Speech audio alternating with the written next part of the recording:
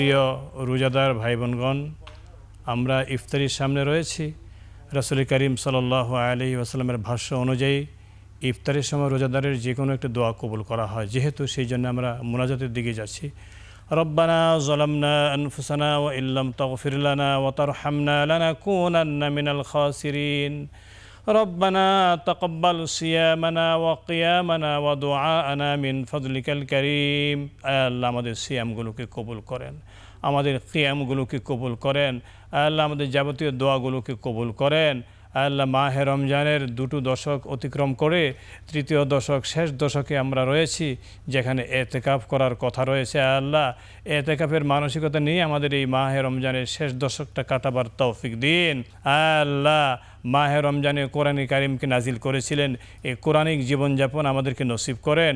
আবারও আমাদের জীবনে কোরআনের মাস আল্লাহ মাহে রমজান ফিরিয়ে দিন। আল্লাহ আমাদেরকে জাহান্নামের আগুন আমাদের জন্য হারাম করে দিন, জান্নাতের বরাদ্দ আমাদের সকলের জন্য নিশ্চিত করে দিন।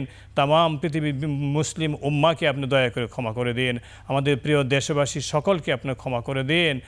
আল্লাহ মৃত মানুষদেরকে ক্ষমা করে দিন, জীবিতদেরকে হেদায়েত দান করে দিন। আল্লাহ রাসূল করিম সাল্লাল্লাহু আলাইহি ওয়াসাল্লাম রোজা আথারের বরাবর আমাদের সালাত এবং সালাম জানিয়ে দিন। আসসালাতু ওয়াসসালামু আলাইকা ইয়া রাসূলুল্লাহ। আল্লাহ আমাদের দোয়া কবুল করেন বিরহমাতিকা ইয়া আরহামার রাহিমিন।